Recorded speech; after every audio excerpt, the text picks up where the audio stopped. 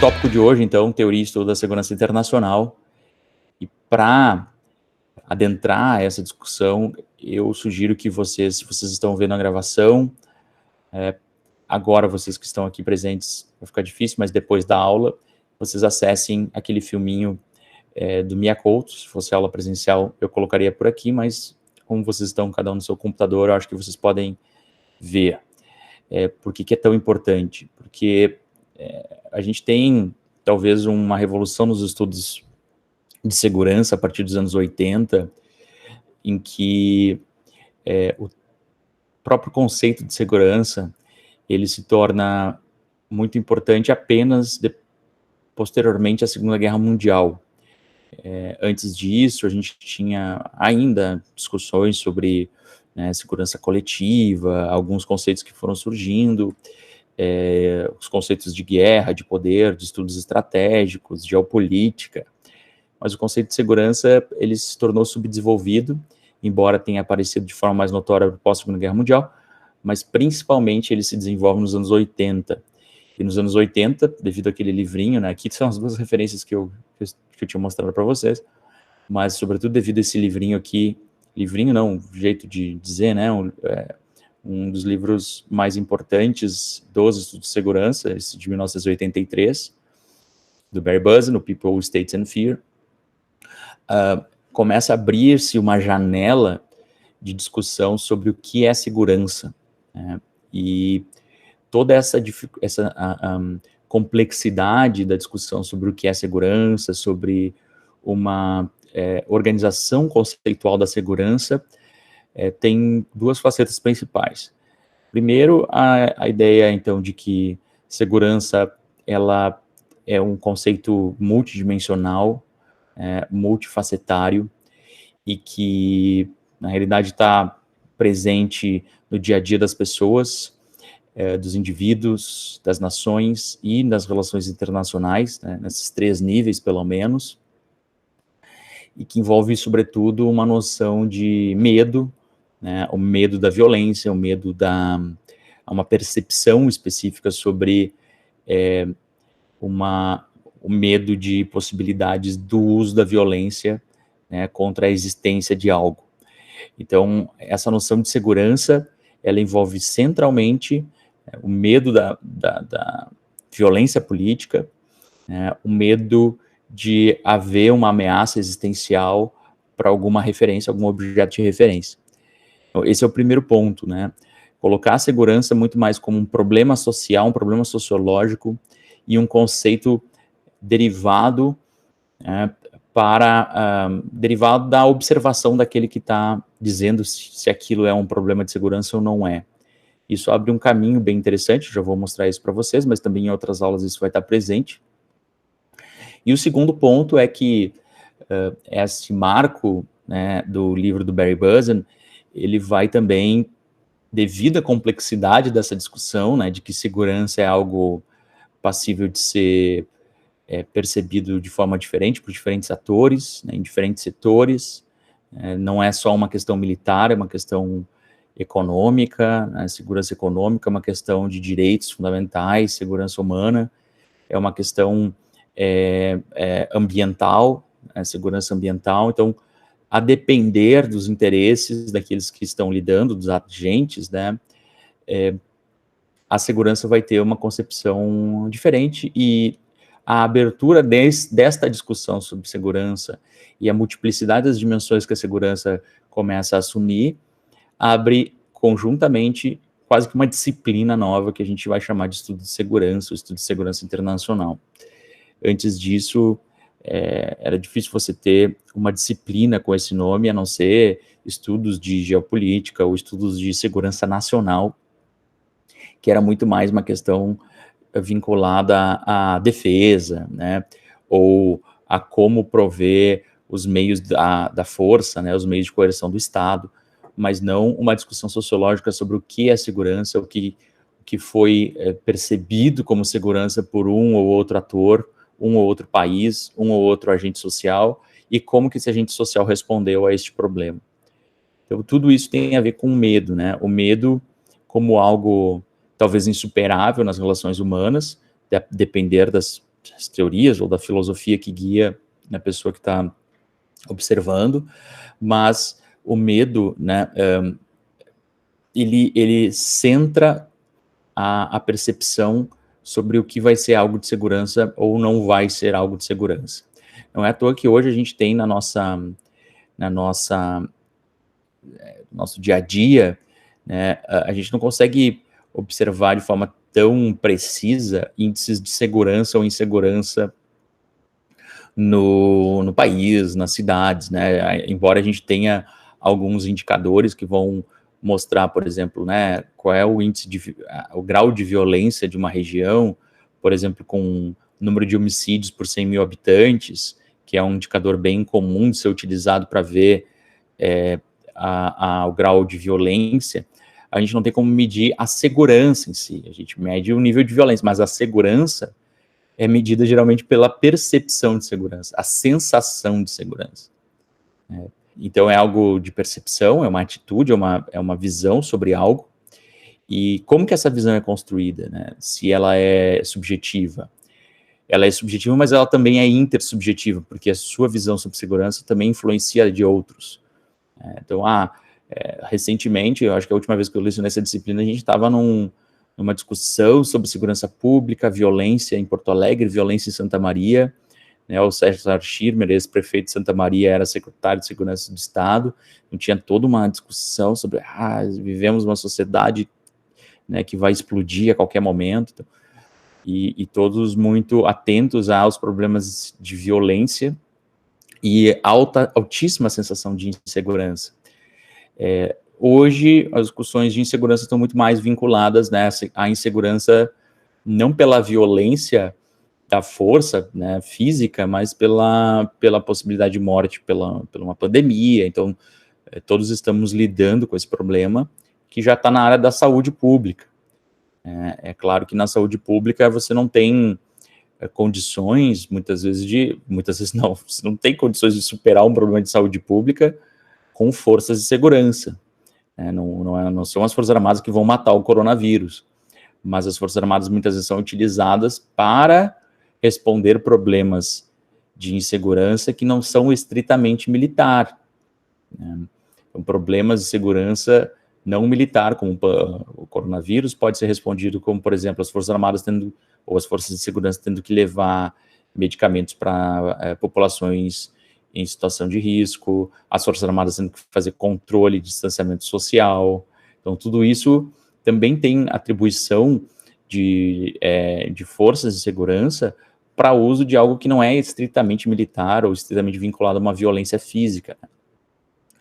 Então, isso só para mostrar para vocês que a noção de segurança é subjetiva, ela está muito vinculada a uma sensação de segurança ou de insegurança, então uma percepção intersubjetiva, mesmo se for para os indivíduos, se for para o Estado, né, o Estado que se sente inseguro, que as suas lideranças políticas colocam no discurso recorrentemente uma noção de insegurança, vão ter necessariamente mais justificativa ou legitimidade para investir nos meios de segurança, nos meios de defesa.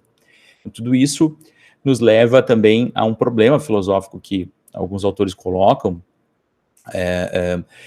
que é que hoje vivemos numa sociedade de risco, uma sociedade de medo, em que muito do que a gente vê nos meios de comunicação está vinculado a talvez um argumento de que estamos próximos do apocalipse, né? A ideia de que, sim, o mundo está para acabar a qualquer momento. E o sensacionalismo midiático muitas vezes contribui para isso. Temos filmes que mostram isso, como que o sensacionalismo consegue organizar esse pensamento, né, e propagar uma ideia de insegurança também para a sociedade. Então, mas vamos discutir bastante sobre isso ainda na disciplina, e é o início de uma jornada aqui desse semestre que vai lidar com várias questões intersubjetivas para dar conta de problemas concretos no mundo.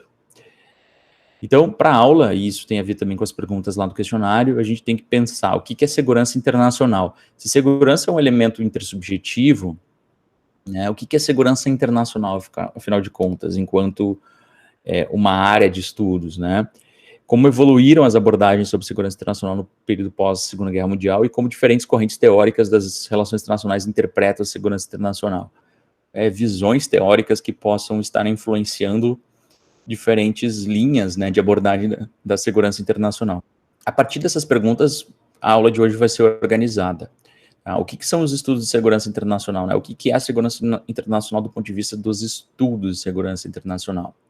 A gente poderia dizer que, bom, tradicionalmente, o termo segurança internacional refere-se ao que uma visão mais liberal de estudos sobre a necessidade de se criar instituições, regras, normas de contenção, por exemplo, né, de armamentos, né, o controle de armamentos, o desarmamento de grandes potências, tudo na área nuclear, na necessidade de se criar um sentido de segurança coletiva, os próprios estudos da paz, eles vão ter uma noção internacional da segurança, porque eles estão pensando a segurança global, né, temas de segurança que estão afetando todos os povos.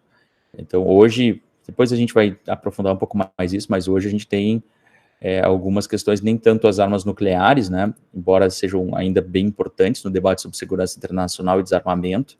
A gente teve aqui em Santa Maria, no ano passado, se não me engano, um evento bem importante, né, sobre a Conferência de Desarmamento Internacional, sobre esse tema. Mas hoje a gente tem, por exemplo, um problema de insegurança ambiental, né, de escala global, né, mudanças climáticas, e como isso afeta a segurança internacional, no sentido de que todos os estados são afetados de maneira mais ou menos profunda.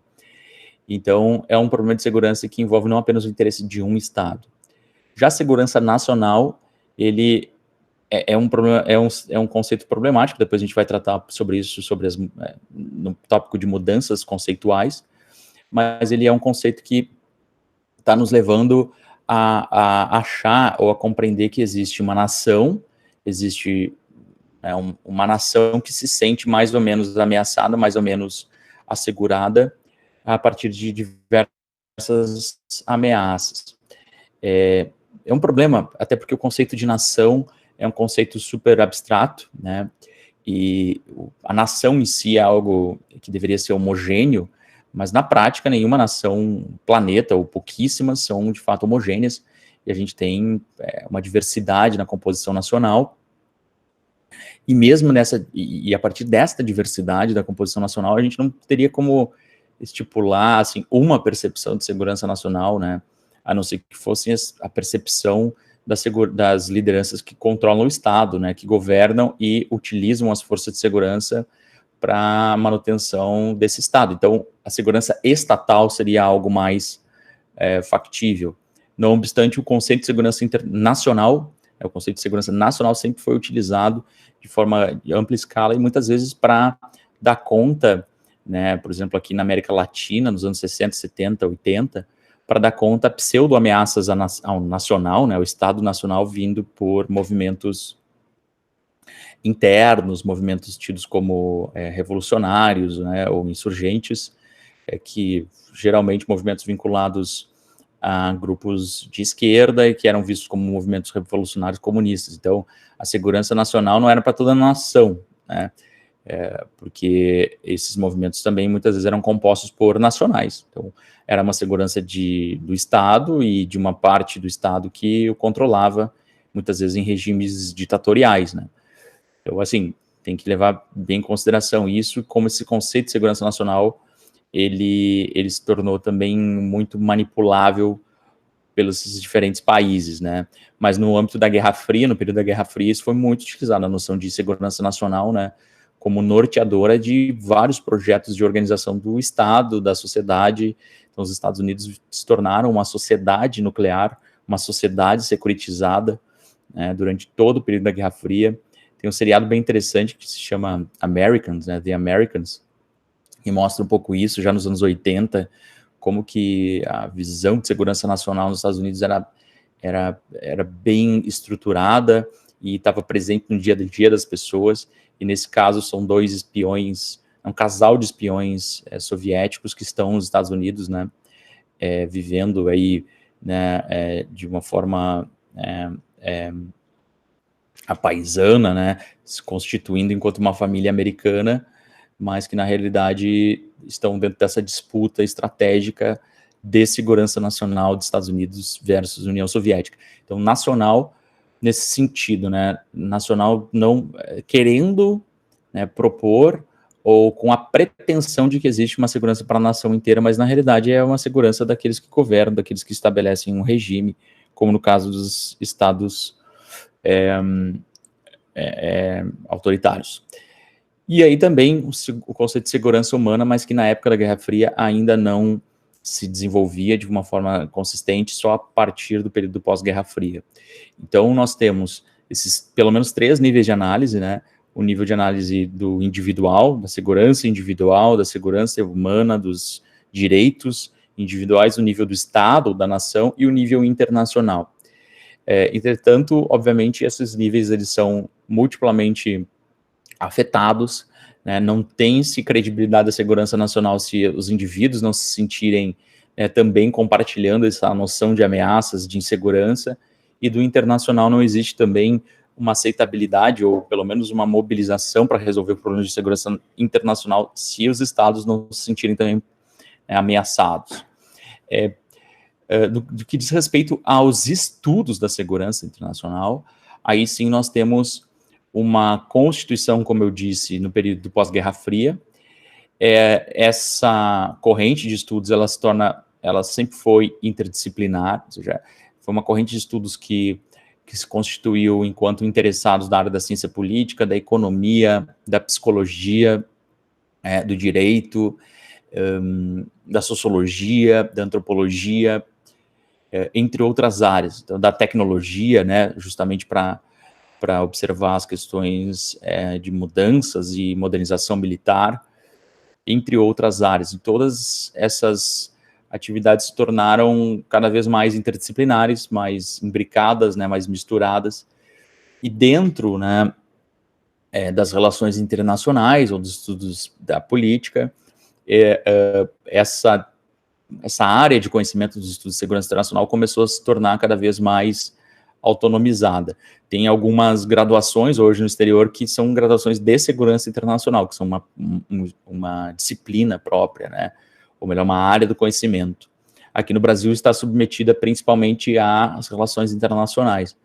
Mas, então, assim, se a gente for pensar, né, nos Estados Unidos surge, sobretudo, desses estudos de segurança nacional, e aí se desenvolvem já com estudos de segurança internacional, e no Reino Unido como Strategic Studies, né, estudos estratégicos mais vinculados à área militar e à modernização militar. Mas cada vez mais, principalmente após os anos 80, a gente tem uma virada nesses estudos precedentes, e aí os estudos de segurança internacional se tornam cada vez mais importantes, principalmente com a contribuição dos países nórdicos, né, dos países Noruega, Suécia, Dinamarca, com principalmente a Escola de Copenhague, na Dinamarca. Os estudos de segurança internacional se tornam uma área bem importante e mais ampla do que esses estudos aqui de enfoque mais militar. Tá? Então, no pós-Segunda Guerra Mundial, a gente tem o início, né, dessas questões de segurança versus as questões de defesa. As questões de defesa eram basicamente os meios para aplicar força do Estado, né, para se proteger, para produzir projeção de poder e dissuasão no sistema internacional. E os de segurança eles estavam mais orientados ou preocupados a avaliar questões políticas e sociais para justificar que os estados investam em defesa. Então, por que o Brasil investe mais ou menos em defesa em diferentes períodos históricos? Por que os Estados Unidos investem mais ou menos em defesa? Isso tudo vai ser orientado por problemas de segurança, né? A percepção de segurança. E aí, nesse momento, algumas questões estavam latentes, né? Principalmente questões de aumento de ameaças não militares, regimes políticos, né, ameaças ideológicas. A gente tem nesse momento também o problema das armas nucleares e da possibilidade de destruição mútua assegurada, a MAD, né, Mutual assured destruction. Então, a gente tem nesse momento um problema que não é só a defesa dos estados, e a defesa, muitas vezes, para algumas teorias de relações internacionais ou de segurança internacional, ela não produz segurança, ela produz só mais corrida armamentista, portanto, menos segurança. É um dos primeiros textos que surgem nesse momento, acho que vocês estão lembrados, né, do John Hersey, em 1957, ele escreve o trabalho e a teoria, né, sobre o dilema de segurança. Então, como estados vão perceber o desafio de defesa que o outro estado está se modernizando, se capacitando, e vai perceber isso como uma ameaça e, portanto, vai tentar se capacitar também. Isso é a base das teorias de balanço de poder, o balanço de ameaças dos realistas. Então, já há, naquele momento, uma noção mais psicológica que vai, mais comportamentalista, que vai orientar esses estudos, primeiro, teorias principais, né, teorias mais macro, mas que depois, nos anos 80, vão se tornar mais desenvolvidos pelo Barry Buzan com essa teoria da securitização, do processo de securitização, né, que se consolida nos anos 90. E também aqui começa já a se tornar também uma área de estudo civil. É uma área que está interessada nas causas da defesa, nas causas do processo de militarização. Geralmente tem que ter desprendimento institucional para poder criticar, para poder falar coisas que muitas vezes militares não podem falar, por força do ofício, né, por constrangimentos que possam vir a ter nas suas instituições. Então, enquanto os militares estão pensando, qual é a melhor estratégia de defesa, qual é a melhor organização doutrinária das Forças Armadas, como modernizar as forças e capacitar para que elas penetrem no território, como pensar em cenários de guerra daqui a 20, 30 anos em diferentes locais do país, em diferentes regiões, né? Os civis, eles vão estar pensando, mas o que leva os militares a pensarem isso? Quais são as dinâmicas da segurança nacional, internacional, individual, estatal, que vão fazer com que militares priorizem uma coisa ou outra, né? Quais são as mudanças estruturais que fazem com que haja pressões às Forças Armadas para se transformarem, quais são as funções das Forças Armadas e por que elas têm essas funções e se devem ou não devem ter essas funções. Então, o empreendimento civil dos estudos de segurança e também dos de defesa, ele se torna muito mais crítico, muito mais amplo, muito mais passível de ser acadêmico, científico, do que os estudos militares, que são basicamente uma proposta de atuação, uma proposta de força, está sempre vinculado aos interesses daquela instituição. Então, isso é bem atual, tá, gente? Eu estou tocando nesse ponto porque é algo muito importante nos dias atuais.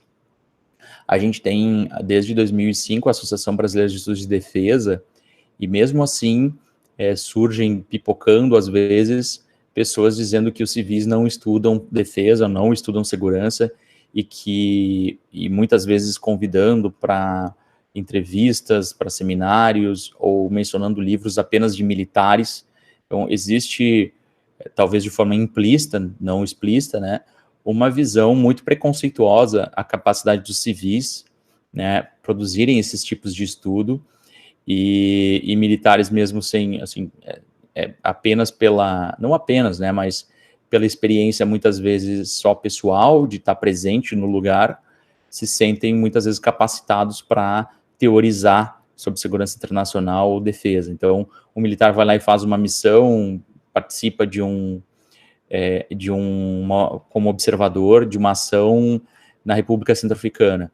E esse militar muitas vezes é visto como mais competente para lidar com questões de segurança nessa região, nesse país, do que acadêmicos que estudaram, que foram a campo também, e que estão há 20, 30 anos tentando se questionar sobre problemas sociais, econômicos, políticos e militares nessa região.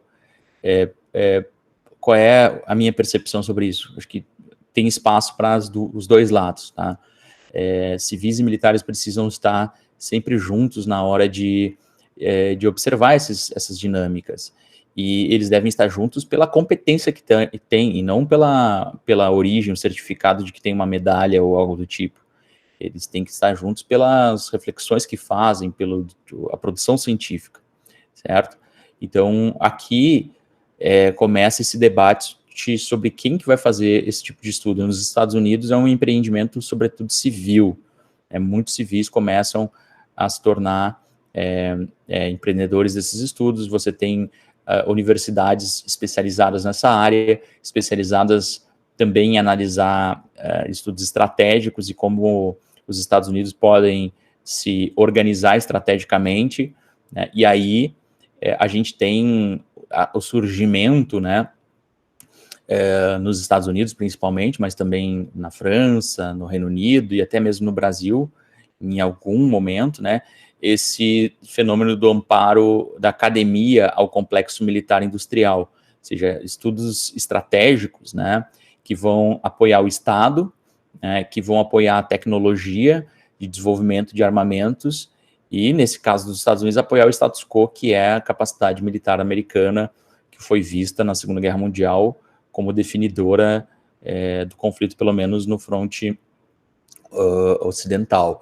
Então, aqui surgem alguns think tanks também, think tanks importantes, como a RAND Corporation, que é um think tank que vai utilizar de métodos científicos, né, acadêmicos, para fazer simulações, para fazer cenários de como melhorar a capacidade de decisão estratégica, como melhorar a capacidade de empregar forças armadas no campo, o treinamento das forças armadas, análise estratégica, análise de inteligência, como conseguir boas informações de inteligência para não tomar decisões absurdas, do tipo Saddam Hussein produz armas nucleares. Nesse caso não foi um problema de inteligência, foi um problema político, porque a CIA e os agentes de inteligência claramente já demonstravam que não havia qualquer indício de produção de armas nucleares por parte do Saddam Hussein. Então foi, nesse caso do Saddam Hussein, foi justamente o contrário disso, foi não ouvir, né, os analistas estratégicos. E isso só ocorreu porque nos Estados Unidos você tem uma tradição de ouvir os analistas estratégicos, os estrategistas. E uma dessas tradições foi inaugurada por um ator fundamental que foi secretário de Defesa dos Estados Unidos na época do governo Kennedy, e se manteve na época do governo Johnson, que foi o Robert McNamara. Ele foi um dos organizadores da RAND Corporation, ele foi o cara que estabeleceu a importância de estudos de comportamento, né, estudos behavioralist, né, que não é o behaviorist, que a gente chamaria de comportamentismo, não comportamentalismo.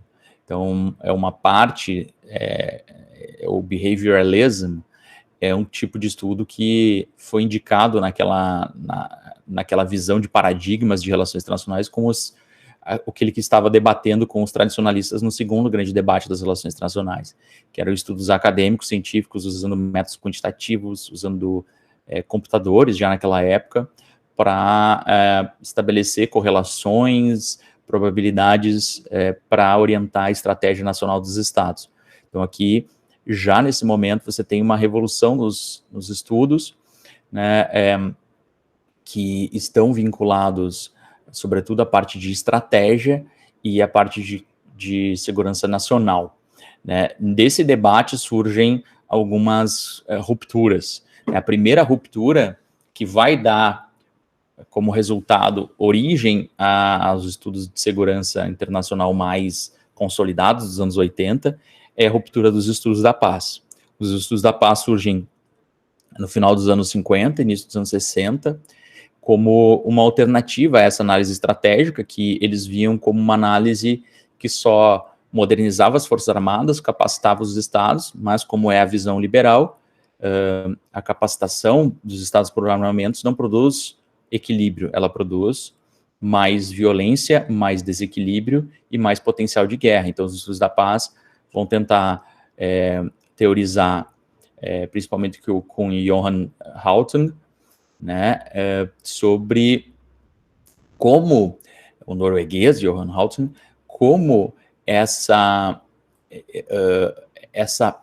possibilidade de guerra é nociva para o sistema internacional, traz instabilidades para o sistema internacional, e como que a gente poderia resolver problemas, né, a resolução de conflitos nas relações internacionais por um tipo de ciência, que eles também são mais positivistas, né, esses dois ramos de estudos estratégicos e estudos da paz, eles são mais positivistas e querem utilizar ciência, dados, indicadores, para realizar claramente um tipo de pesquisa para a paz, para influenciar tomadores de decisão, para apostar em soluções pacíficas de conflitos, como, por exemplo, em soluções institucionais de controle de armas. Aqui também, o próprio Johan Galtung, ele vai teorizar sobre a paz positiva, a paz negativa, né, sobre diferentes formas de violência, e inclusive violência estrutural, em que você não tem como só evitar conflitos, ou aumentar a paz negativa, ou seja, a paz da ausência de conflitos, né, você tem que construir uma paz positiva, ou seja, uma paz que seja uma paz que constitua liberdades, que não sejam só as liberdades do medo, mas as liberdades da violência estrutural, da pobreza, do subdesenvolvimento. Então, isso tudo está surgindo nesse momento já como uma ampliação desse debate que estava centrado nos estudos estratégicos. E aqui também já começa a surgir nos anos 70, início dos anos 80, uma outra corrente, que é a corrente dos estudos de segurança no terceiro mundo, muito vinculada à fragilidade dos estados pós-coloniais, de como que esses estados pós-coloniais foram esvaziados pelo Estado colonial, né, pela saída das potências coloniais, fragilizados, e também se tornaram um locus de disputa entre elites políticas internas, alguns projetos de revolução nacional, de reorganização nacional, com movimentos de libertação nacional, e também a interferência de grandes potências, né? Vamos pegar o período, né? O Mike Davis diz isso claramente, que durante a Guerra Fria a gente teve uma guerra quente, uma guerra bem cruenta, existente na periferia do sistema internacional, e essa guerra estava relacionada aos movimentos revolucionários do terceiro mundo,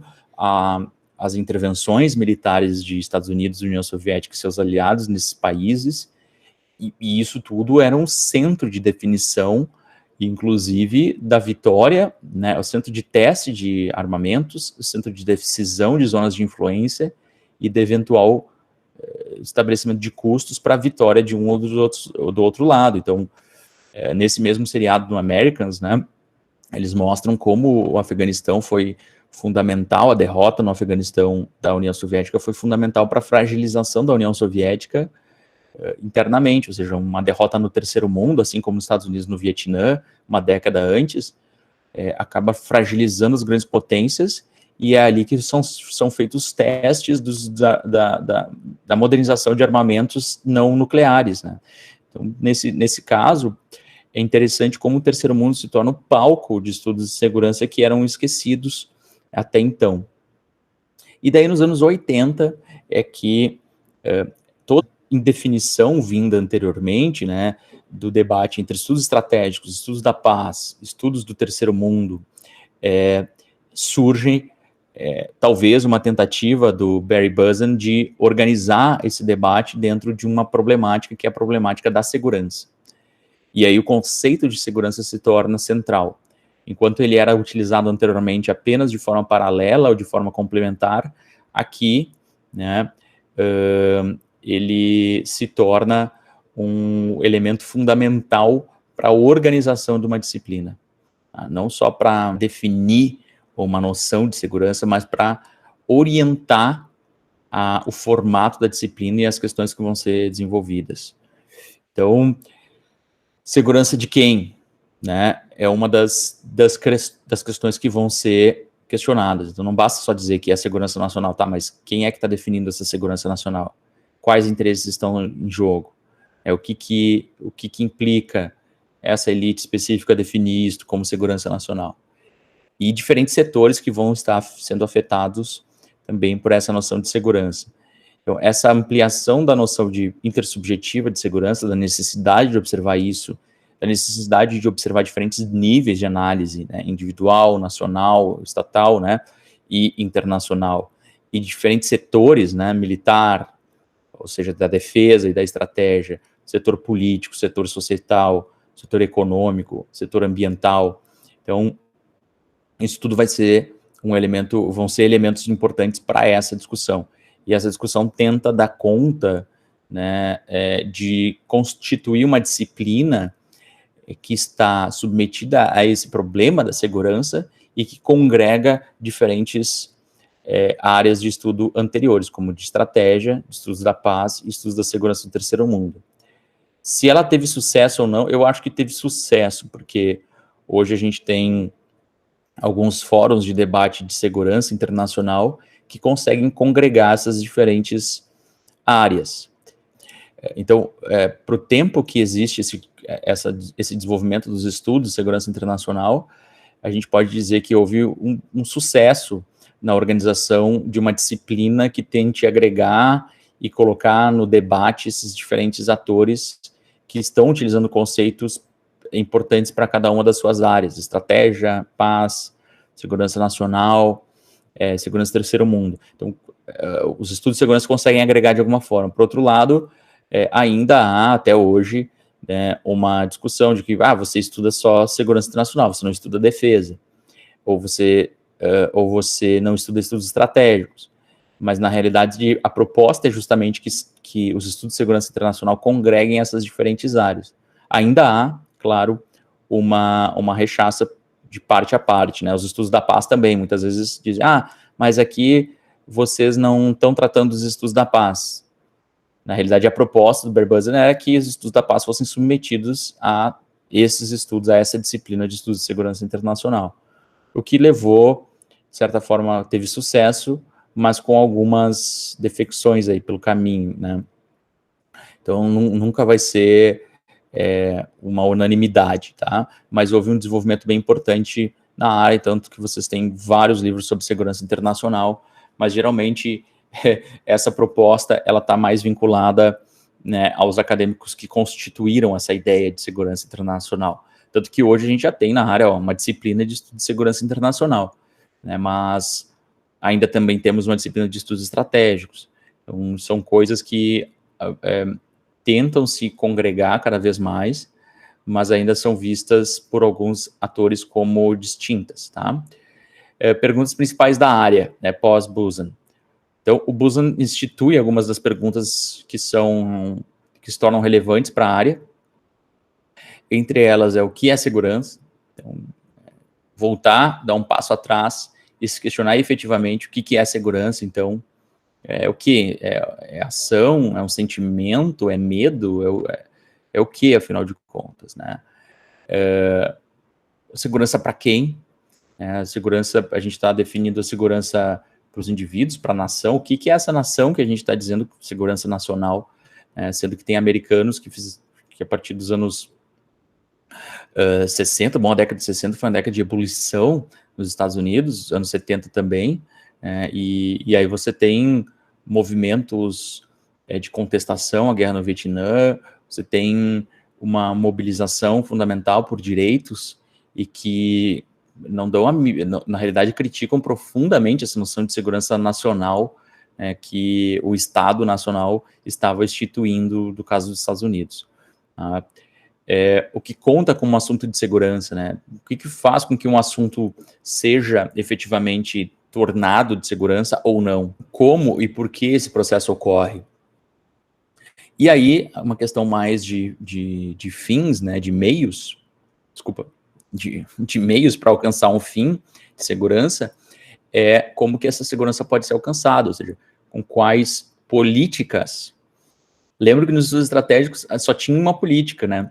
Nos estudos estratégicos a gente discute basicamente qual é a política militar para alcançar a segurança. Quanto de investimento e que tipo de investimento as Forças Armadas têm que ter. Aqui não, é como que a segurança pode ser alcançada por diferentes meios. Não precisa ser só um meio militar. Muito embora, ainda hoje, quando você securitiza algo, quando você torna algo de segurança, você abre espaço para o uso de forças armadas, o uso de violência. No entanto, uma das interpretações que pode ser, inclusive, criticada. Você pode criticar o uso de forças de segurança, por exemplo, para superar o problema de insegurança das favelas no Rio de Janeiro, das populações pobres em comunidades do Rio de Janeiro. Por que a gente usa força de segurança e não, sei lá, agentes de desenvolvimento, emprego, renda, forças econômicas que vão dar condições de saneamento básico para aquela população? Assim, é um tipo de política que vai produzir segurança para aquela população específica, talvez não uma segurança, e talvez sim uma segurança vinculada à morte violenta, porque é uma zona altamente evolucionada, né, de ebulição, ou seja, você tem forças de crime organizado, você tem atentados de forças de segurança pública, você tem milícias, e que com algumas outras políticas você poderia resolver, inclusive o problema de segurança armada, da violência armada, e também de segurança de direitos dessa população, né? A segurança de violência estrutural. Então, vamos para cada uma dessas questões. Como que a gente pode, depois do Barry Buzan, discutir esses pontos já mencionados ali anteriormente, né? O que é segurança, segurança para quem, o que conta como ação de segurança, e como a segurança pode ser alcançada. Primeiro, o que é a segurança? A segurança de algo é um elemento negativo, né? É a não ameaça, ou seja, é não haver ameaça à sobrevivência de alguma coisa relevante para as relações sociais. O que é relevante para as relações sociais vai variar pelo processo político. Mas o ponto fundamental da segurança é o seu par, né, que são as ameaças. Então, a segurança está necessariamente vinculada à inexistência, já não existência de ameaças à sobrevivência de algo. Então, se é segurança humana, dos seres humanos, se é segurança estatal, do Estado, se é segurança internacional, das nações, se é segurança global, do planeta. Então, é a não existência, ou a tentativa, é claro que é um devir, né, isso nunca vai ser efetivamente alcançado, mas, então você está numa situação de segurança, é não haver ameaças à sua sobrevivência. É claro que é um contínuo, não vai existir um momento em que você vai estar absolutamente seguro, né, mas é haver minimamente condições de sobreviver, né, de algo sobreviver, o Estado, a população, né, sobreviver sem ameaças críveis, ou que haja respostas a essas ameaças. A inexistência de uma ameaça à sobrevivência de algo, e os estudos críticos de segurança mais recentes lidam também com as questões de opções mínimas, ou seja, não basta só você ter né, a liberdade do medo, freedom from fear, ou seja, você se superar, ter liberdade do medo, das ameaças à sua sobrevivência, ou seja, ter condições de viver sem ter ameaças graves à sua vida, ou à vida do Estado, ou à vida da região, tá? Mas também ter opções mínimas, e isso tem sido cada vez mais aceito, sobretudo na ONU, né, nos Objetivos do Desenvolvimento Sustentável, os Objetivos do Milênio. Então, você ter opções mínimas, que são freedom from want, né, a liberdade do querer, do necessitar, de coisas básicas, dos direitos fundamentais, né, frente à pobreza, à miséria, aos direitos de ir e vir, direitos de opinião, direito de representação. Então, são direitos fundamentais, e ainda a dignidade, né, que envolve também uma noção de dignidade humana, dos direitos humanos. Então, tudo isso, perceba que aqui a gente já começa a ter uma discussão dos direitos humanos especificamente, dentro do tema da segurança. Então, a noção de que discutir segurança é discutir questões militares é uma noção limitada, porque discutir segurança é discutir tudo isso que envolve ameaça à sobrevivência de algo relevante e as opções das pessoas. Então, a segurança está no poder ou na emancipação contra o poder? Aqui a gente tem uma discussão importante que vai nos levar a pensar, assim, o Barry Buzan trata muito disso, né, nessa necessidade da gente pensar, tá, os caras dos estudos estratégicos sempre tocam a noção de que segurança está no poder, ou seja, quanto mais poder eu vou ter, o Estado tem, mais segurança tem a sociedade internacional e a sociedade nacional.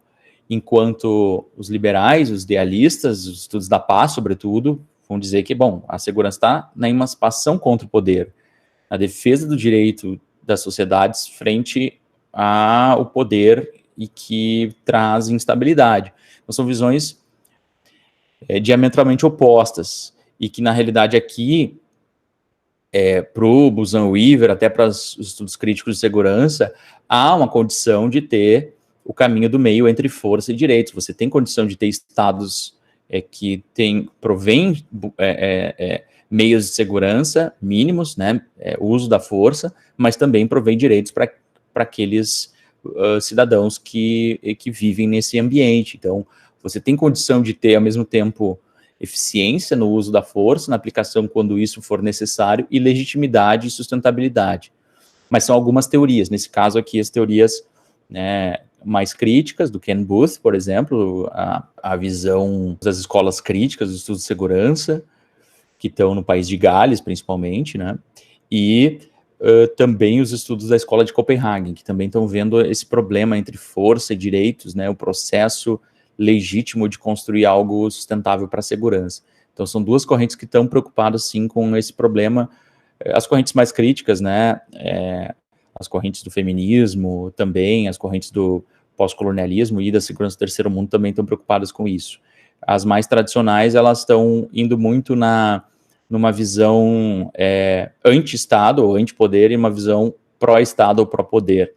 Isso a gente já viu durante toda a Guerra Fria, que levou a poucos resultados. O que a segurança também vai nos levar a estudar segurança, o conceito de segurança em si, ou seja, conceito direto de segurança, e a definição, múltiplas definições, o que isso significa, o processo de securitização, e também, peraí que voltou, conceitos complementares, conceitos paralelos e conceitos opostos, né, opositores. Então, você tem uma visão de que existem conceitos complementares que vão ser importantes para a segurança, entre eles, né, conceitos mais estritos, como dissuasão, como contenção, como estratégia. Então, conceitos que vão estar mais na aplicação dos meios que vão prover segurança.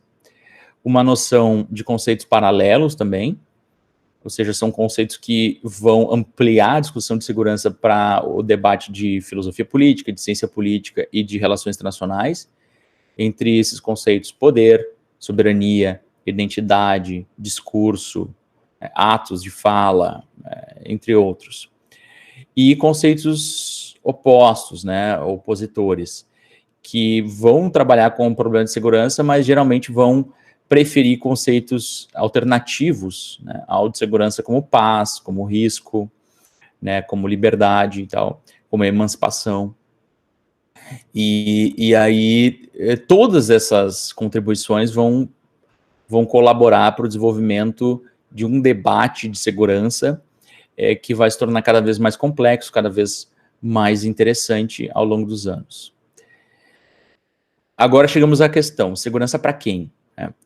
E para a gente discutir segurança para quem, segundo o Barry Buzan, a gente vai ter que ter cada vez mais um debate sobre qual é o objeto de referência, qual é a referência que você tem, né, para a segurança. Você está preocupado com a segurança dos indivíduos, da população, está preocupado com a segurança da região, da América do Sul, com a segurança do Atlântico Sul, né, da Amazônia Azul, da Amazônia Verde, a segurança do Estado, das fronteiras, a segurança das populações ricas, das cidades, das elites, qual é o seu objeto de referência. Então, muito do que é securitizado no nosso dia a dia é securitizado pelos interesses de uma elite. Então, a elite econômica não está muito preocupada em entender ou referenciar a segurança da população pobre, a segurança de andar no ônibus, de subir a favela, de ter seu filho em casa sem acesso à educação, enquanto a mãe tem que trabalhar, né, e o pai ausente, e esse filho sendo vítima do tráfico, ou essa filha sendo vítima de estupro. Então, assim, não é muito objetivo de contabilizar isso. Geralmente, nas elites urbanas. As urbanas estão querendo saber quantos carros estão sendo roubados, geralmente, né? Tem carro sendo roubado, tem assalto aqui no meu bairro, que é para ser um bairro chique, sem nenhum tipo de pobreza por perto. Então, essa relação entre pobreza e insegurança também tem muito a ver com o ator que está securitizando, o agente, né? Então, pode ser tanto a sociedade, pode ser aquele que é gestor da política de segurança pública, é o interesse também dos pesquisadores. Então, eu quero estudar segurança. O que eu vou estudar na segurança? Eu vou estudar aquilo que é um problema de segurança internacional, de corrida armamentista entre estados, de tecnologia, ou vou estudar elementos da segurança vinculados a populações pobres? Qual é o objeto de referência, não só para quem faz a política de segurança, mas para quem estuda também. Então, isso tudo vai estar presente no nosso dia a dia, e algumas definições do objeto de referência prioritário vão ser vitoriosas frente a outras. Então, alguns objetos de referência vão vencer como principais problemas de segurança frente a outras possibilidades de objeto de referência. Então, a violência contra a mulher, né, ou contra a população LGBT+, né, nunca foi prioridade, né, e hoje tem-se um debate para que se torne prioridade como um objeto de referência de que está sendo ameaçado. E qual é o objeto privilegiado? Então, assim, isso vai ser definido por quem manda, né, quem governa. Quanto mais democrático o sistema, mais inclusivo, mais amplo e plural, mais debate sobre isso vai ser tratado. A questão do feminicídio não era nenhuma pauta há 10 anos atrás na agenda política, né? Apenas em partidos mais contestadores, né? Você não tinha isso nos telejornais como um problema. Então, cada vez mais você tem esse privilégio por causa das pressões sociais, movimentos sociais, e processos políticos de inclusão social também. E qual objeto deve ser privilegiado? Bueno, daí é uma questão, primeiro, se você deve privilegiar, eu acho que a primeira discussão é se são excludentes, se você privilegiar a segurança da sociedade e do Estado, é algo que não dá para se juntar. Você não tem como fazer políticas que haja combinação e convergência dessas coisas. Ou sim, você tem como fazer uma política democrática mínima que convirja a defesa do Estado e a defesa dos indivíduos. Se não tem convergência, bom, você vai ter que optar, e é o que os estudos tradicionais fazem, ou opta por a defesa do Estado, ou os realistas, geralmente tradicionalistas, ou opta pela defesa da humanidade e dos indivíduos, como os liberais. Ou você tem condições de organizar isso de uma forma mais complexa, e aí ver como que é possível fazer políticas públicas de proteção ao indivíduo, de proteção à natureza, de proteção às instituições e também ao Estado. Mas para isso você precisa de queimar neurônios. Precisa trabalhar e pensar em políticas públicas que sejam viáveis para essas diferentes áreas, e também ter um posicionamento inclusivo, né, democrático, não um posicionamento autoritário, que vai priorizar, por exemplo, o Estado frente aos indivíduos, e aí o que for movimento social vai meter bala, vai meter gás lacrimogêneo, porque não pode manifestar contra tal coisa, né, ou vai matar os negros que forem vistos correndo na rua.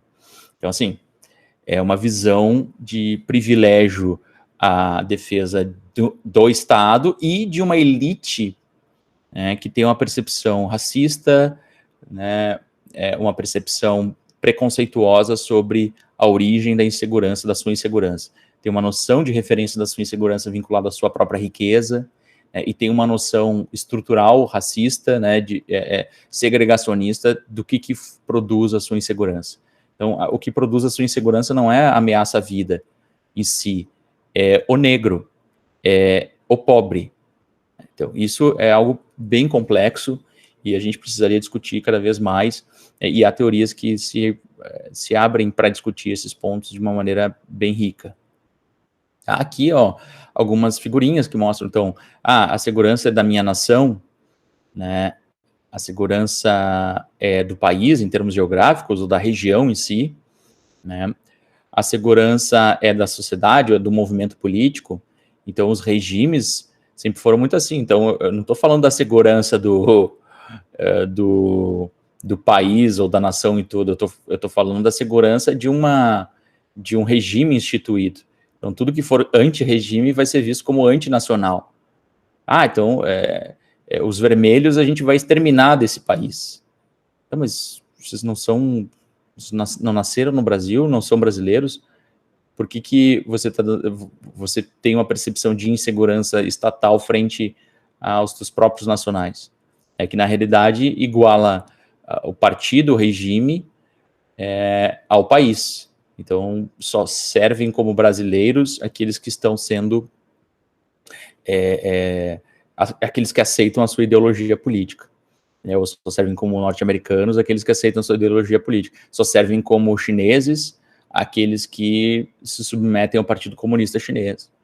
Então, aí que está também uma noção de identidade partidária, identidade nacional também, a gente vê isso muito na Europa, né, a noção, somos franceses, não vamos permitir que o véu, né, islâmico das mulheres esteja no espaço público, porque isso afeta a nossa segurança enquanto identidade nacional.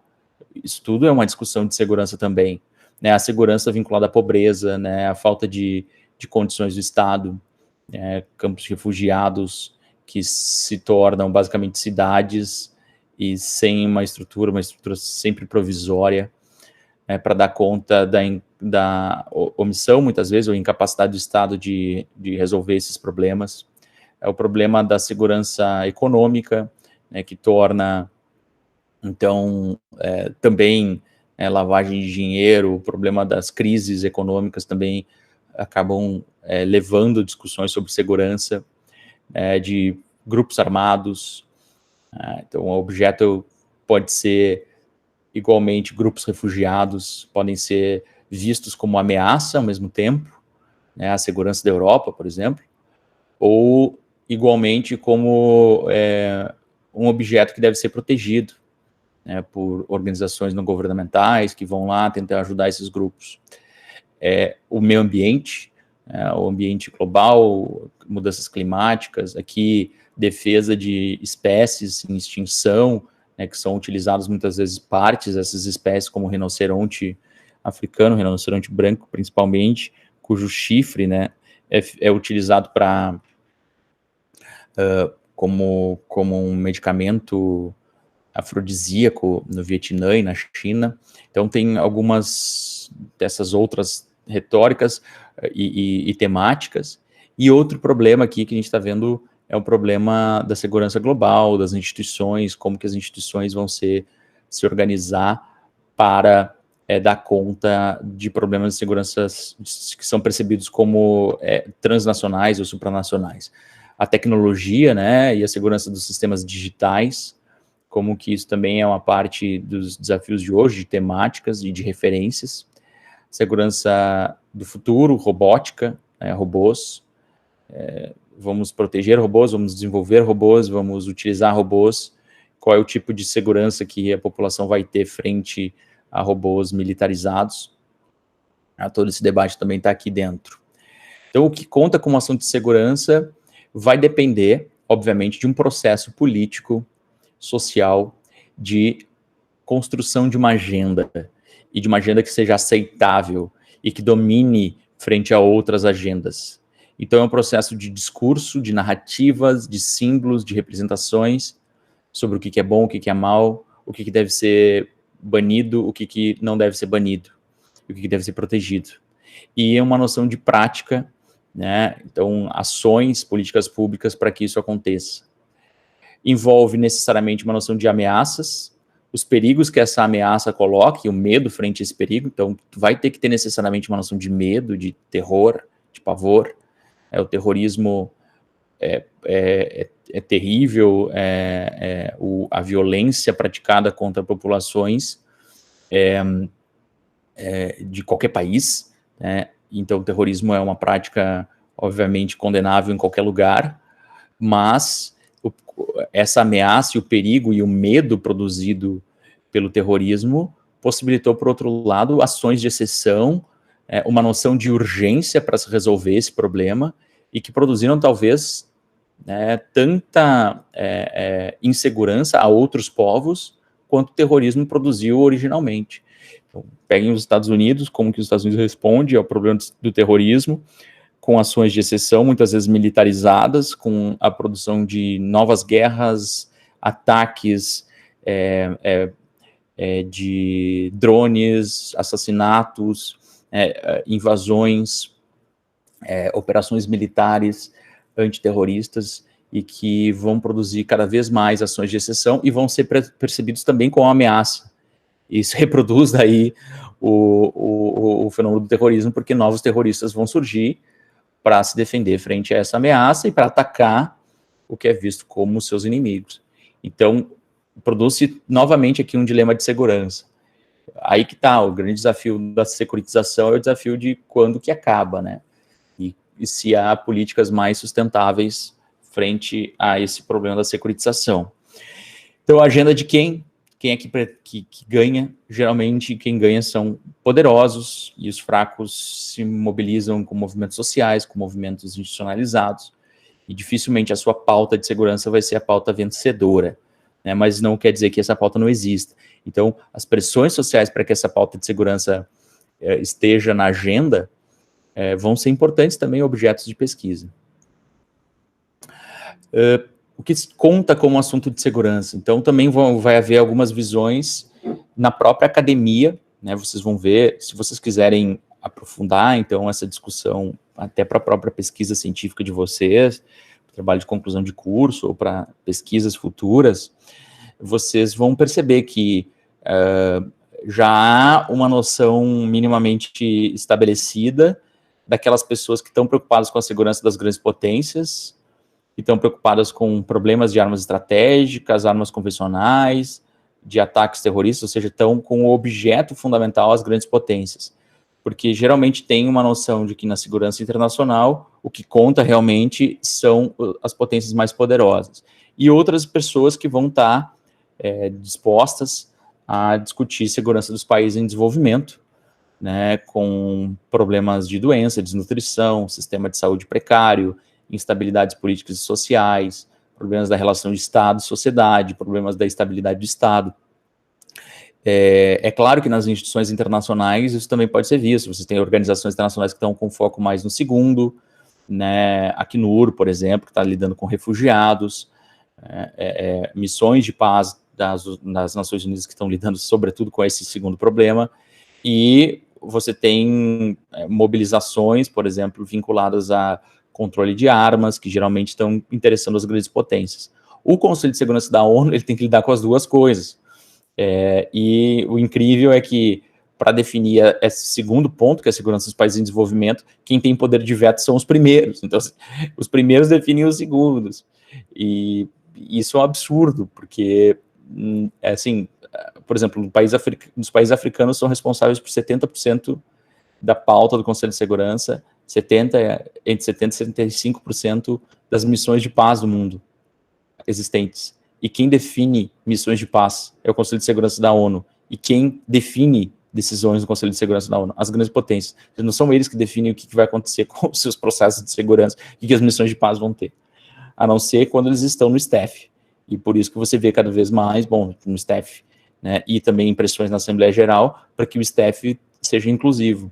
Mas isso também não é garantido. Então, o staff ele responde ao mandato que é definido pelo Conselho de Segurança da ONU, que é basicamente hierárquico e uma oligarquia que define o que vai acontecer no mundo. Então, ameaças internas ou externas, também isso está sempre discutido aqui. Na segurança dos países do terceiro mundo, dos países em desenvolvimento, as ameaças internas são sempre mais importantes, por causa dos desafios do desenvolvimento mesmo, desafios do Estado, de estabilização, né, dessas regiões. E as ameaças externas geralmente são preocupações maiores das grandes potências, o que não define necessariamente. Podem ver que hoje grandes potências também, hoje sempre, têm desafios internos de estabilidade, de pressões, e países em desenvolvimento com desafios externos também de pressões e rivalidades entre estados. E aí tem alguns fenômenos como guerras proxy, atores transnacionais e dinâmicas de região que mostram como essas ameaças aqui estão sempre unidas, né, sempre integradas. Quando você tem uma ameaça interna, geralmente tem uma influência externa, tem um aspecto externo que está contando, e quando você tem uma ameaça externa, geralmente tem um aspecto interno que está sendo influenciador. E aqui tem uma passagem do Günter Hudzit, que trata um pouco disso, resgata o Mohamed Ayoub. A gente vai ter uma aula específica sobre isso, sobre o Mohamed Ayoub, e que vai dizer, portanto, que as vulnerabilidades internas dos estados não desenvolvidos são as principais causas por elevado número de conflitos em diversas partes do globo, abrangidos por esses países. Se for ver o número de conflitos armados atuais, quase a totalidade se dá em países em desenvolvimento, né? As fissuras internas desses países têm ajudado na transformação desses conflitos internos em disputas interestatais, ou seja, conflitos internos se transformam em disputas interestatais e vice-versa. Disputas interestatais se transformam em conflitos internos, né, por causa da fragilidade desse Estado e da sociedade. Pois elas provêm das oportunidades educativas para estados intervirem em disputas de seus vizinhos. Portanto, a principal causa dessa situação ocorre em decorrência das debilidades desses estados. É a tese da segurança do terceiro mundo, aquela que vem lá nos anos 70 e 80, mas que até hoje se torna muito importante para as análises de perfil mais pós-colonial, mais descolonial dos estudos de segurança. Por fim, como a segurança pode ser alcançada? Tá? A segurança pode ser alcançada por políticas públicas, basicamente, né? Políticas públicas de defesa, ou seja, quando é frente a uma ameaça externa àquele ator, sobretudo o Estado. Política pública de segurança pública, né? Quando é uma questão interna, e muitas vezes essas coisas estão imbricadas, quando você tem dificuldades no estabelecimento de força pública no Brasil, nessas operações, por exemplo, de garantia da lei e da ordem, você usa forças de defesa para garantir segurança pública, sendo que são coisas totalmente diferentes, a doutrina é totalmente diferente, os meios empregados são totalmente diferentes. Ou seja, você está, na prática, lidando com a população como se fosse um inimigo de Estado, e não como se fosse uma população que precisa ser protegida. Então, isso é complicado e leva, por exemplo, a você atirar 80 vezes num carro e matar a família que está ali dentro, né? Matar o motorista. Então, são coisas impensáveis, mas essa indefinição sobre qual política pública pode resolver é importante. Política de inteligência, ou seja, para que os serviços de inteligência vão funcionar? Para você investigar professor e servidor público que se manifesta no Twitter contra o presidente, ou para identificar redes de criminalidade, redes de provável instabilidade, agentes de insegurança efetivo para o Estado. Então, assim, para que vai servir a tua política pública? Contra qual ameaça você está agindo? E outras ações que poderiam ser colocadas aqui, que não envolvem necessariamente a força do Estado, mas outras ações de políticas públicas de desenvolvimento, saúde, inclusão social, que poderiam aumentar mais a segurança pública, sem necessariamente utilizar forças de violência. E tem um caráter preventivo, um caráter mais sustentável, e evita necessariamente o agravamento da situação, que é aquilo que eu falei no momento do terrorismo lá, que é você tá criando, na realidade, um inimigo do Estado quando você está atirando nessa população que muitas vezes é inocente. Então, quais atores definem? Os governos, né, basicamente, né, os poderes executivo, legislativo, as organizações internacionais, as organizações regionais, quando há políticas de segurança, de blocos securitários. Havia na Unasul, por exemplo, né, o Conselho de Defesa Sul-Americano. Na África, há várias organizações regionais de segurança. A própria União Africana é uma organização de segurança. E o Conselho de Segurança da ONU. Então, você tem algumas organizações regionais que têm esse poder de definir políticas, né, de segurança e ações de segurança, inclusive, né, políticas públicas de intervenção militar, de intervenção armada, de estabelecimento de ações efetivas, inclusive com o uso da força. ONGs, né, que vão atuar nessa área, vão muitas vezes denunciar abusos, vão auxiliar a amparar pessoas que estão vítimas da segurança, e empresas privadas que vão, ao mesmo tempo, prover condições e, ao mesmo tempo, prover serviços de segurança e defesa. Algumas empresas militares privadas, né, desde a guerra do Iraque, por exemplo, você tem uma enxurrada de empresas militares privadas, os antigos mercenários, que cumprem com a atividade de defesa e guerra para forças armadas, inclusive das grandes potências. Então, isso que vale bastante também estudo para definir. E os meios para alcançar, né? Então, aqui a gente tem políticas públicas nessa área, mas os meios poderiam ser as forças de segurança, políticas de educação, agentes de saúde, desenvolvimento socioeconômico. E aí chegamos, né, na última parte aqui da aula, que é a parte que a gente tenta retomar um pouco as teorias de relações internacionais para responder, né, a essas perguntas. Que tipo de leitura a teoria faz da segurança internacional? Então, essas teorias, elas ajudam a gente constituir uma área que se chama estudos de segurança internacional. Elas vão influenciar as visões teóricas dos estudos de segurança internacional sobre a origem de guerras, a origem dos conflitos, né, o grau de capacidade das sociedades de superar os conflitos e as guerras, a disponibilidade de segurança, né, no meio que a gente vive, a origem da segurança e da insegurança, e como que as teorias também vão interpretar a segurança internacional contemporânea.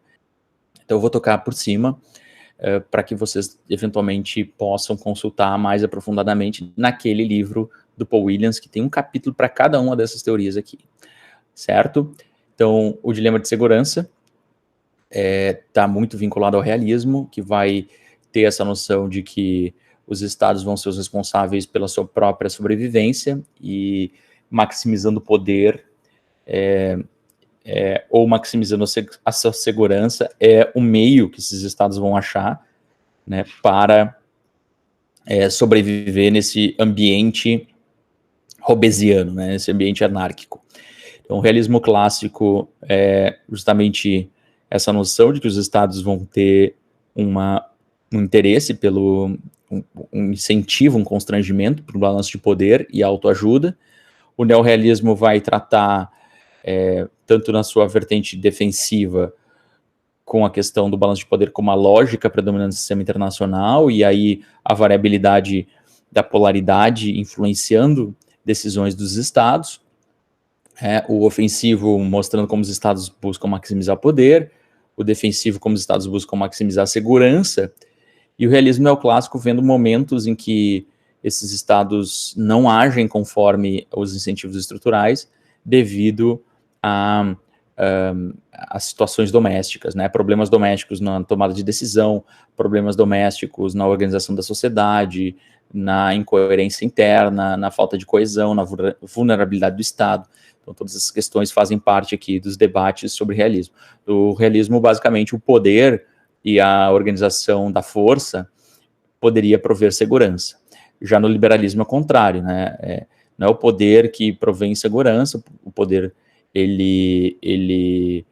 a despeito do poder é que se tem segurança, e vai ter segurança por onde, né? Pela interdependência liberal, né?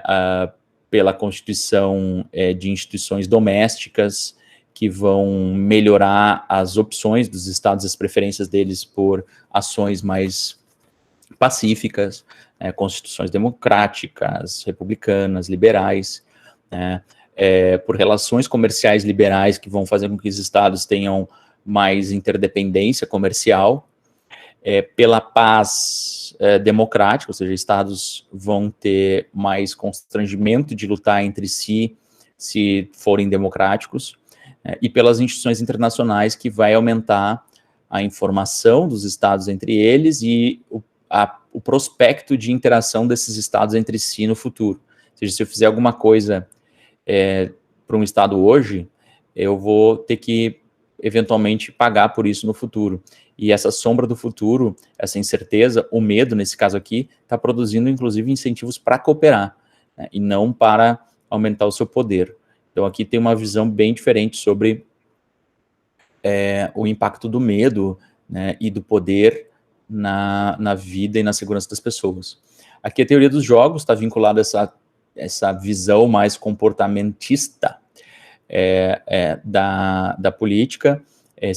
Lembra que eu falei lá dos estratégicos, do think tank da Rand Corporation, do Robert McNamara, eles todos vieram nessa visão, digamos, comportamental das pessoas, mas comportamental não do ponto de vista psicológico, mas do ponto de vista das ações.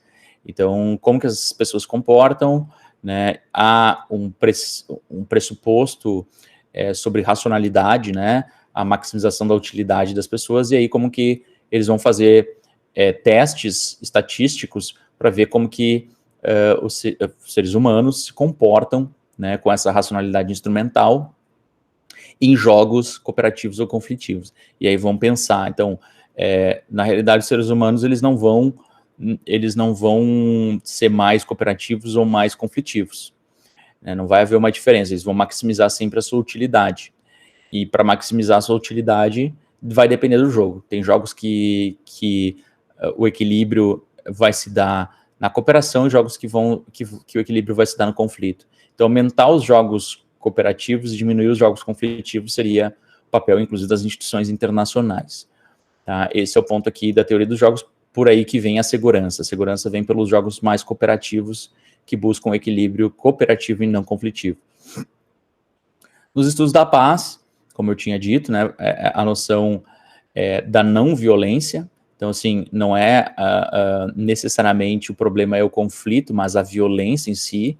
E a violência, ela é estrutural, e ela envolve tanto conflito como uma violência que está na vida das pessoas, que está no dia a dia das pessoas, a própria pobreza, a própria falta de condições para o progresso. Então, tem uma noção de violência mais ampla, e a paz viria, né, por meio da paz negativa e a paz positiva. Então, a paz negativa é a ausência do conflito em si, né, e a paz positiva, como eu disse, é a ausência da violência estrutural, e que é algo quase impossível de se realizar, mas é a aposta deles aqui.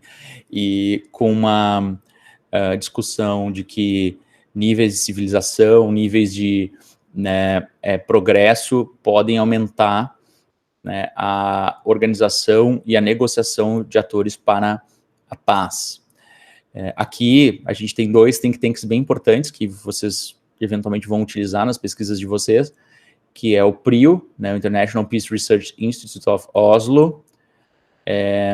Então, PRIO, né, na Noruega, Johan Galtung é o fundador desta instituição, dessa organização, e é quem teoriza sobre a paz, né? Esses estudos da paz originários foram propagados pelo Johan Galtung, que era não só um cientista, mas também um militante, né, da paz internacional, inclusive com importância em processos de mediação, acordos de paz, Israel-Palestina, influências da sua teoria em vários processos, né, de peacemaking, principalmente, né, fazer paz com acordos de diplomacia. E aqui o Stockholm International Peace Research Institute, o CIPRI, que eu acho que vocês já ouviram falar, que é um dos principais institutos, né, nesse caso na Suécia, e que tem bancos de dados fundamentais, esses dois, tem bancos de dados sobre conflitos no sistema internacional, aumento ou não aumento da violência, o que leva a mais ou menos guerra. Então, tem vários pontos aqui que são utilizados ainda na pesquisa atual, embora no pós-Guerra Fria, né, o conceito de segurança se tornou mais importante, até mesmo para esses debates, ao contrário do conceito de paz. Então, o conceito de segurança acaba se tornando mais expansionista, e a noção de estudos da paz se torna cada vez menor. Então, toda essa turma aqui também se integra nas noções de estudos de segurança. Tá? Construtivismo, né? Construtivismo, ele surge sobretudo na ideia da escola de Copenhagen, que está ali já nesse texto do Barry Buzzin, de 83, mas vai se estruturar como um manual, digamos, em 1998, a gente vai ler esse livro, o Security, a Framework for Analysis. Então, nesse livro, especificamente, que surge a ideia de teoria de securitização, que eles começam a organizar de forma mais clara a noção de securitização, e que o conceito de segurança, ele vai ser um processo de construção do que é prioridade por agentes de segurança, por agentes securitizadores. E esse processo de securitização é a definição do que vence como assunto de segurança e política de segurança. A segurança é um conceito socialmente construído por narrativas e representações. Há noções de amigo e inimigo nesse sentido de identidade, muitas vezes não material, não é porque lutaram uma guerra, mas porque lutaram uma guerra há muitos séculos, mas ainda existe uma noção imaterial, discursiva, né, que vão talvez entender ameaças existenciais, essas ameaças existenciais vão estar negociadas com o público e legitimadas na população, ou seja, vão ser vendidas, muitas vezes, por discursos, pelos meios midiáticos, e também, né, então, assim, para superar esses desafios, você tem duas alternativas. Uma no âmbito doméstico, fugir da panic politics, ou seja, tentar dessecuritizar problemas de segurança, diminuir esse âmago pela securitização e tratar as questões de segurança em outras esferas, esfera política, e não necessariamente na esfera de segurança, que é sempre passível do uso da violência. E no âmbito regional, a ideia de compartimentalizar normas, visões de segurança que construam uma identidade de segurança. A professora Graciela Pagliari, da UFSC, da Federal de Santa Catarina, tem estudos interessantes sobre essa noção de identidade securitária, identidade de segurança regional, que é bem interessante, bem aprofundado, e já palestrou aqui diversas vezes na UFSM, vale a pena ir atrás dessas ideias. O Karl Deutsch, né, um autor importante sobre comunidades políticas, né, comunidade de segurança, também lida aqui com essa noção de amizade, de aumento da identidade de segurança dos estados. Então, são dois caminhos, o caminho nacional e o caminho regional, que vão ser desenvolvidos por aqui, mesmo antes até da Escola de Copenhagen, tá? A segurança do terceiro mundo está muito ligada à noção, né, essas teorias de segurança do terceiro mundo tratam bastante sobre construção dos estados e sociedades, o processo de descolonização e colonização, a inadequação do Estado e da sociedade, da sua formação, a um modelo de Estado europeu, né, as instituições artificiais e estabelecidas de forma muito precária, o desafio das elites fortes, elites que, frente às instituições do Estado, são muito fortes, e são fortes frente a outras elites, do ponto de vista político e econômico, e aí se manipulam o Estado, né, constituem regimes políticos de exceção e neopatrimoniais, né, patrimoniais porque tratam o Estado como seu próprio patrimônio.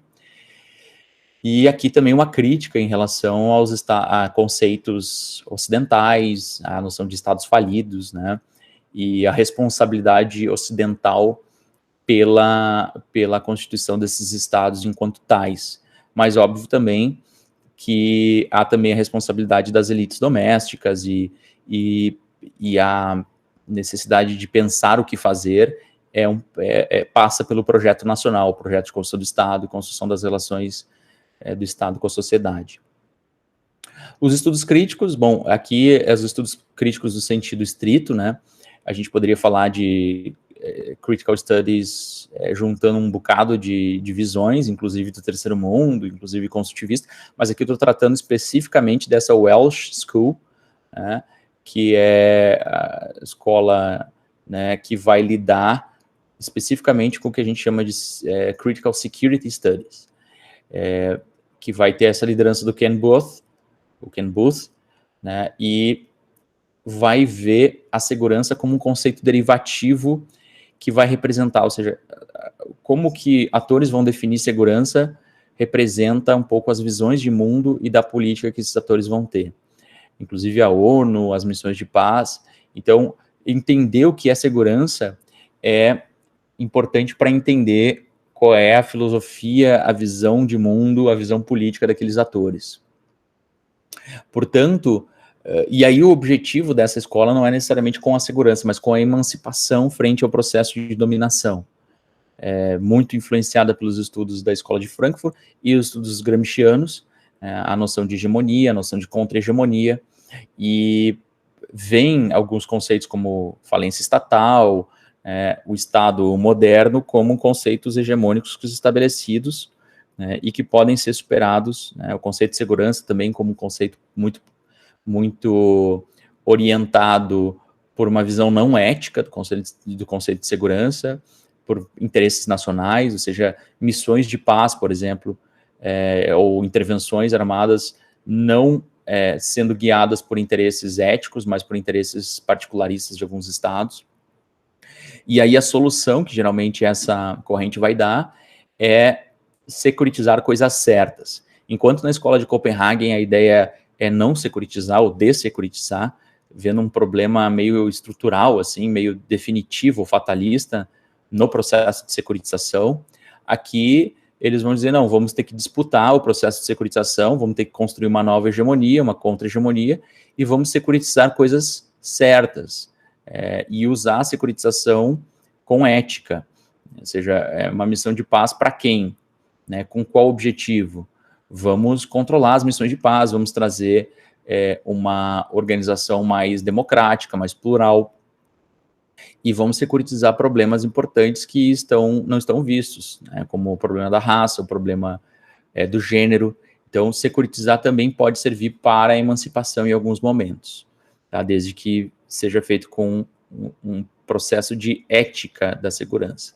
Aqui também, quase como derivado dessa discussão, surge a Escola de Paris, né, e que alguns autores chamam de International Political Sociology, Sociologia Política Internacional, que tem uma discussão sobre um jornal periódico francês, Culture et Conflit, né, desculpe meu francês arranhado, e orienta sobre alguns autores, né, como autores sobretudo franceses, a inspiração para discutir os conceitos de segurança. Então, recupera em autores já tradicionais uma discussão sobre segurança que estava perdida, né? Só um pouquinho, um segundinho aqui, que estava perdida no debate. Então, vendo em Foucault, em Bourdieu, né, em teorias pós-modernas da sociologia francesa, discussões sobre segurança que envolvem tipos de poder, né, o poder soberano, né, a violência simbólica, os processos de dominação, como esse poder ele pode estar relacionado com as questões de segurança.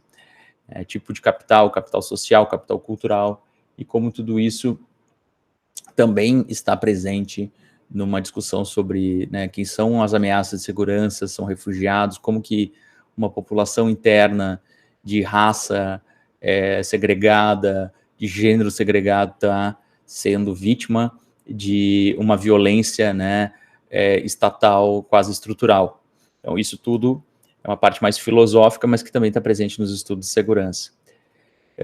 Feminismo, então também há um desenvolvimento cada vez mais intenso sobre as teorias feministas, né, de segurança, que também às vezes se vinculam aos estudos da Escola de Paris e às vezes estudos de segurança críticos, mas que vão ter um foco principalmente, né, como categoria analítica, o gênero ou as mulheres, né, o impacto da guerra nas mulheres, seja como participação direta das mulheres nos conflitos armados, seja como as mulheres vítimas, né, de abusos, como objeto dos problemas de segurança, ou seja, como sujeito dos problemas de segurança, ou seja, agindo nos conflitos armados em prol da paz ou mesmo como interesses próprios como uma parte dentro do conflito.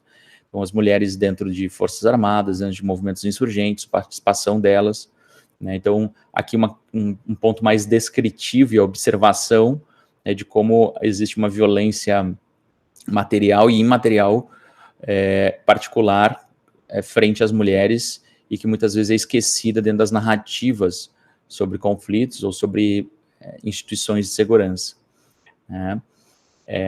E aqui temos também uma discussão sobre masculinidade, a noção de masculinidade hegemônica entra aqui também, né, e vincula essa visão de masculinização da guerra, como que mulheres que vão para a área dos estudos de segurança acabam tendo que se masculinizar, o impacto da sexualidade e da masculinidade nas mulheres e também nos homens, como que você tem nesses ambientes, né, homens que se tornam também feminilizados para atuar como parte de objeto sexual, colocar a categoria gênero e as mulheres dentro do centro da narrativa, né?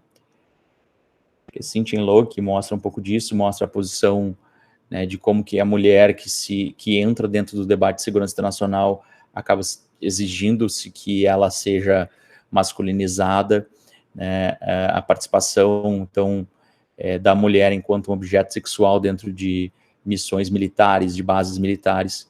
Isso tudo é algo bem importante nos estudos de segurança internacional. E aí vamos para aqui uma tabelinha, tem uma olhada aí. Como é importante a gente ver os estudos de segurança como algo plural nos dias de hoje. Várias abordagens, né? Não trata-se necessariamente... bom, desde a Segunda Guerra Mundial já não se trata mais dos estudos estratégicos, especificamente, né, que seria aqui o realismo clássico ou a geopolítica. Já tem uma discussão sobre estudos da paz e liberalismo desde aquele período. Mas atualmente você tem uma discussão muito importante, muito sociológica sobre segurança, que abre caminhos para estudos de empoderamento, estudos de emancipação, e é uma área que talvez no Brasil ainda não seja percebida enquanto uma área de discussão de direitos, de discussão de empoderamento social, e tem um caminho bem grande pela frente, porque as pessoas acham ainda que estudo de segurança é coisa de militar, é coisa de homem macho, né? Então, homem macho, branco e tosco. Então, assim, não é isso. Tá? Estudos de segurança é uma área de discussão, é uma área séria, cada vez mais complexa, e uma área de estudos críticos também. Tá? Aqui, eu estou dando só uma palhinha aqui para vocês, eu não vou ler tudo, mas deem uma olhada depois para vocês fazerem, vocês podem pausar aqui, é um resumo de tudo que eu falei anteriormente. Eventualmente, se vocês tiverem dúvidas, prendam o grito que eu posso ajudar.